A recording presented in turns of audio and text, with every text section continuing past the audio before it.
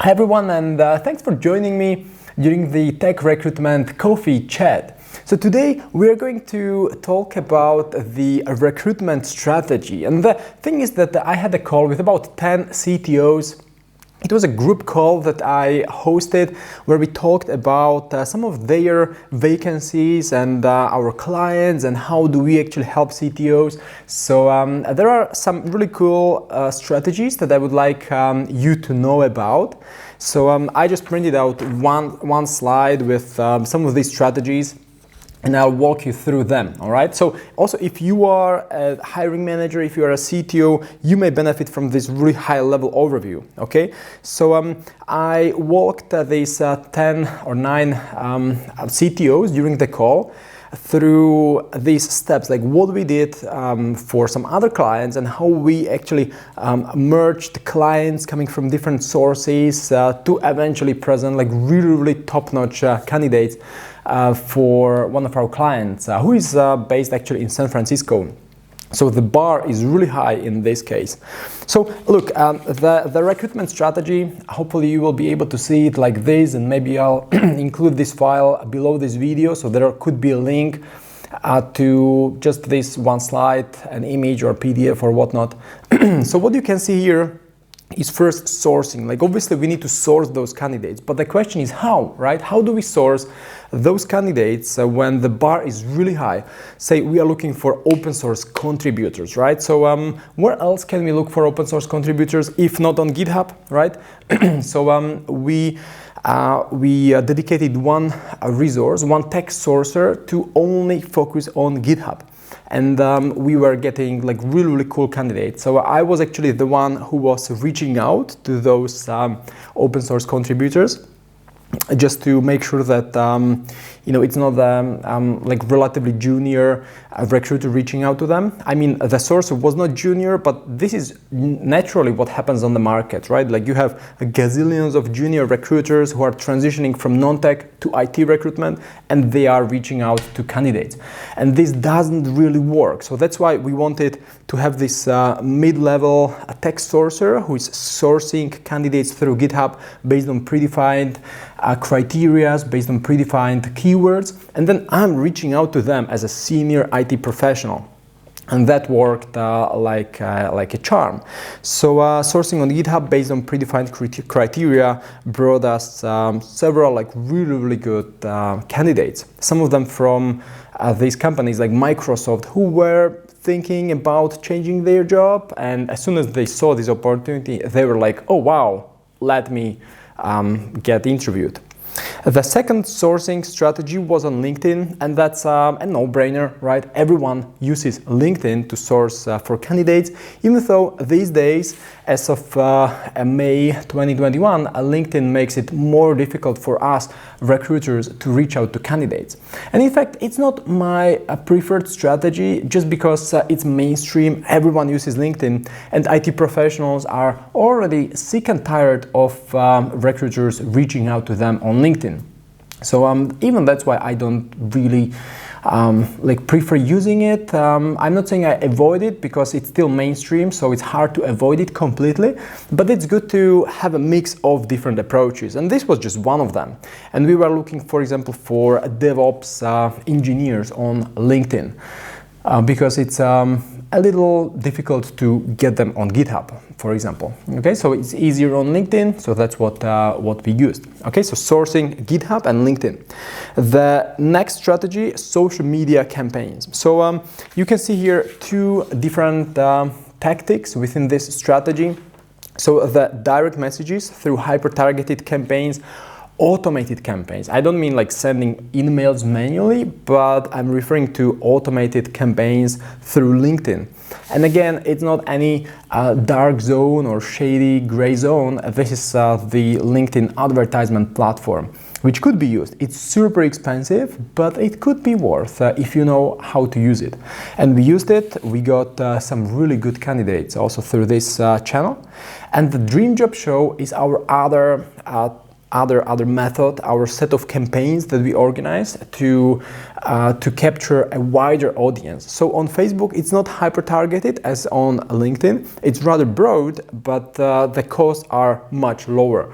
So everything has some pros and cons, and the Dream Job Show allows us to target wider audience, and then we have a set of like application forms, or it's actually one form but with several questions that enable us to quickly assess the candidates and in an automated way to see if they are potentially a good fit or not. Okay, and the third strategy, as you can see here, is the use of freelance recruiters. So thanks to my presence within the community, thanks to all my courses and the Tech Recruitment Academy that I have founded, like I have a vast pool of freelance recruiters who are willing to help and hop on any job opportunity or vacancy that like this was really interesting also for them.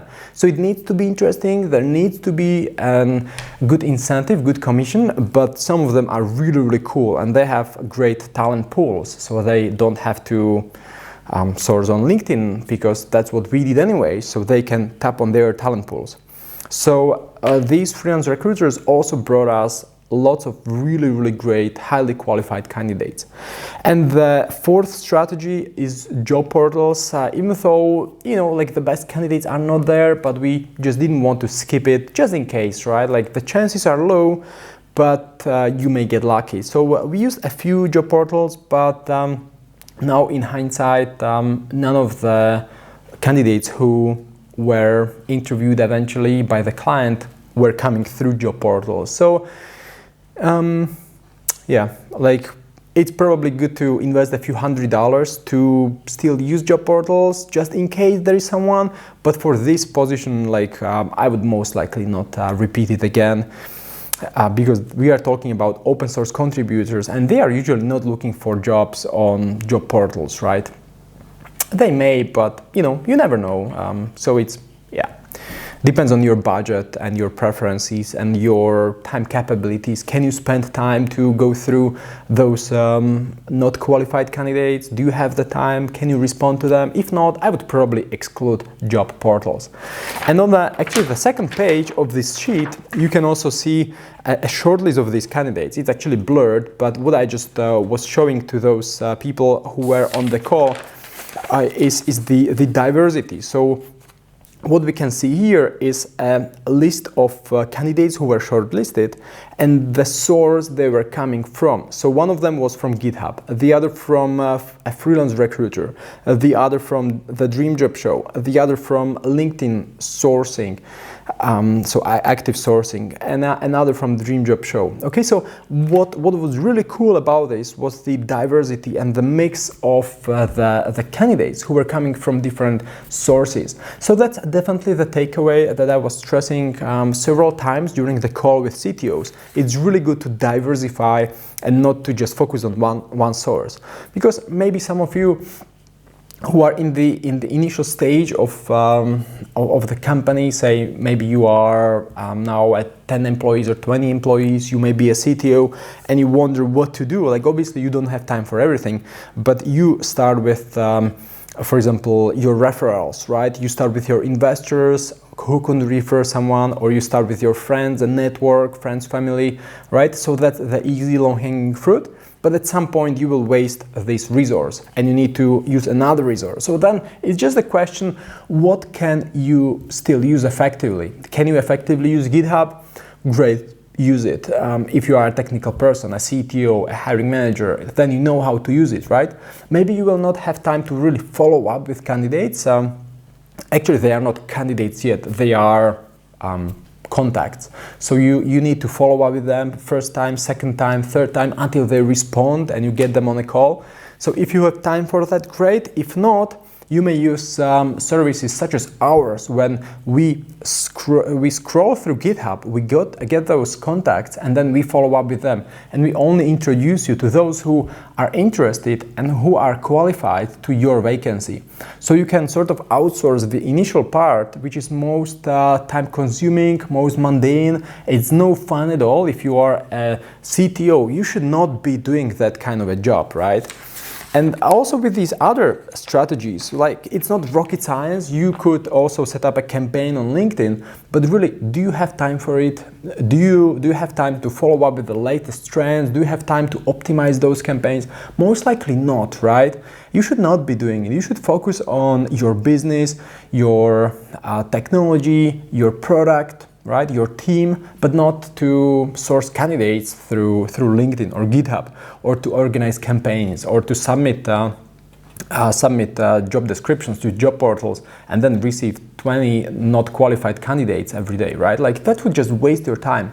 So what we could do for you is to actually organize this all for you based on your budget, right? If you say you have a budget for recruitment fees, then we can engage the recruitment partners on the ground who could really quickly submit several great candidates. If you say you don't have budget for recruitment fees, then you may have $1,000 for just the campaign, and that could be enough to organize a really good campaign on the social media to get you some leads. Okay, if you don't have even those 1,000 euros or dollars, well, then we could probably just show you how you could use GitHub and assist you with this on a part-time basis for, I don't know, for a few $100s, right? So there is, time and space for everything in life and also in business. So we totally understand that you need to start with something smaller, and maybe if you will be hiring for more roles and you will have more budget, then we could work out with these other strategies. That's completely understandable. So what you could do right now is to schedule a strategy call with me, and I will walk you through all of these strategies, their pros and cons, expected costs, so you know what to expect. How many leads could you expect within your budget? And this could give you a good idea what to start with, where to invest your resources and time. Okay, so just click the link that you can find below this video, schedule a strategy call with me, and we will discuss this strategy and how you can apply it in your unique situation.